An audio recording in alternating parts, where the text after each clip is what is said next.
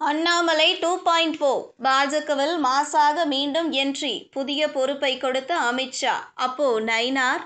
பாஜக தேசிய தலைவர் ஜே.பி. நட்டாவை சந்திக்க நயினார் நாகேந்திரன் டெல்லி சென்ற நிலையில், தமிழக பாஜக தலைவர் அண்ணாமலை டிடிவி தினகரனை சந்தித்து பேசியது தமிழக அரசியலில் பரபரப்பை கிளப்பியது. நயினாருக்கு எதிராக அண்ணாமலை களமிறக்கப்பட்டுள்ளாரா என்ற கேள்வி பாஜக தொண்டர்களிடையே எழுந்த நிலையில், தற்போது புதிய தகவல் ஒன்று வெளியாகியிருக்கிறது. சட்டமன்ற தேர்தலை சந்திக்க பாஜகவில் 5 குழுக்கள் நியமிக்கப்பட்டிருக்கும் நிலையில், அதற்கு ஒருங்கிணைப்பாளராக அண்ணாமலை இருப்பதாகவும், சட்டமன்ற தேர்தலில் கூட்டணியை ஒருங்கிணைக்கும் பொறுப்பு அவருக்கு வழங்கப்பட்டுள்ளதாகவும் தகவல் வெளியாகியிருக்கிறது. இதனால் அண்ணாமலையின் ஆதரவாளர்கள் உற்சாகம் அடைந்துள்ளனர். சட்டமன்ற தேர்தலுக்கு 1 வருடம் இருக்கும்போதே அதிமுக பாஜக கூட்டணி அதிகாரப்பூர்வமாக அறிவிக்கப்பட்டது தமிழக அரசியலில் பேசுபொருளாக மாறியது. மக்களவைத் தேர்தலில் உடைந்த கூட்டணி சட்டமன்ற தேர்தலுக்காக மீண்டும் ஒட்ட வைக்கப்பட்டது. கூட்டணிக்காக எடப்பாடி பழனிசாமி பல நிபந்தனைகளை விதித்திருந்தார். குறிப்பாக தமிழக பாஜக தலைவர் அண்ணாமலையை மாற்ற வேண்டும், ஓபிஎஸ், டிடிவி தினகரன் கூட்டணியில் இருந்து வெளியேற்ற வேண்டும் என்பதுதான் அந்த நிபந்தனைகள். முதல் நிபந்தனை உடனடியாக நிறைவேற்றப்பட்டது. தமிழக பாஜக தலைவராக இருந்த அண்ணாமலை நீக்கப்பட்டு புதிய தலைவராக நயினார் நாகேந்திரன் நியமிக்கப்பட்டார். இவர் அதிமுகவில் முன்னாள் அமைச்சராக இருந்தவர் என்பது குறிப்பிடத்தக்கது. தொடர்ந்து அதிமுக பாஜக கூட்டணி அதிகாரப்பூர்வமாக அறிவிக்கப்பட்ட நிலையில், அடுத்தடுத்த நிகழ்வுகளில் ஓ. பன்னீர்செல்வம், டிடிவி தினகரன் ஆகியோர் புறக்கணிக்கப்பட்டனர். எடப்பாடி பழனிசாமியின் பேச்சை கேட்டு தங்களை புறக்கணிப்பதாக கூறி டிடிவி தினகரனும் ஓபிஎஸும் தேசிய ஜனநாயக கூட்டணியில் இருந்து வெளியேறுவதாக அறிவித்தனர்.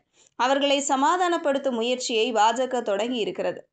அதே நேரத்தில் நயினார் நாகேந்திரன் பேச்சுக்கள் அடுத்தடுத்து டிடிவி தினகரனை ஆத்திரப்படுத்துவது போலவே இருந்தன. இதற்கிடையே நேற்று டெல்லிக்கு திடீர் பயணம் மேற்கொண்டார் தமிழக பாஜக தலைவரான நயினார் நாகேந்திரன்.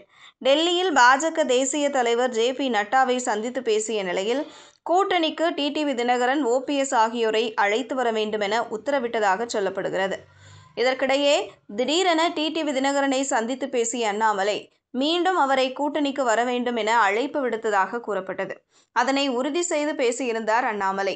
நேற்றைய செய்தியாளர் சந்திப்பில் டிடிவி தினகரனுடன் பேசியது என்ன என்பது குறித்து தெளிவாக விளக்கியிருந்தார் அண்ணாமலை. தமிழக பாஜக தலைவர் இருக்கும்போது முன்னாள் தலைவர் எதற்காக கூட்டணி குறித்து பேசுகிறார் என்ற கேள்வி பொது வெளியில் இருந்தது. இந்த நிலையில் தேசிய தலைமையின் அனுமதி பெற்று அண்ணாமலை இந்த ஒருங்கிணைப்பு நடவடிக்கையை எடுத்திருக்கின்றார் என்கின்றனர் தமிழக பாஜகவினர்.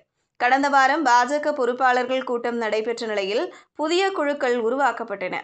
அதாவது கூட்டணியை ஒருங்கிணைக்கும் 5 குழுக்களுக்கு தலைவர்களாக வானதி ஸ்ரீனிவாசன், தமிழிசை சவுந்தரராஜன், எச். ராஜா உள்ளிட்டோர் நியமிக்கப்பட்டனர். இந்த 5 குழுக்களையும் ஒருங்கிணைக்கும் ஒருங்கிணைப்பாளர் பொறுப்பைத்தான் அண்ணாமலை பெற்றிருக்கிறார். கடந்த காலங்களில் ஓபிஎஸ், டிடிவி தினகரனுடன் நெருக்கம் காட்டிய அண்ணாமலை, பாமக, தேமுதிகவுடனும் இணக்கமான உறவை பேணி வருகிறார். அதன் காரணமாகவே தற்போது இந்த ஒருங்கிணைப்பு குழு பொறுப்பு அண்ணாமலைக்கு வழங்கப்பட்டிருக்கிறது. இதற்கிடையே அண்ணாமலை மீண்டும் பாஜக கூட்டணியை ஒருங்கிணைக்கும் பொறுப்புக்கு வந்திருப்பதால் அவரது ஆதரவாளர்கள் மகிழ்ச்சியடைந்துள்ளனர். அதே நேரத்தில் நயினார் நாகேந்திரன் தலைவராக பொறுப்பேற்ற சில மாதங்களிலேயே கூட்டணி உடைபட்டதால் அவரை மாற்றலாம் எனவும் சமூக வலைதளங்களில் அண்ணாமலையின் ஆதரவாளர்கள் பதிவிட்டு வருகின்றனர்.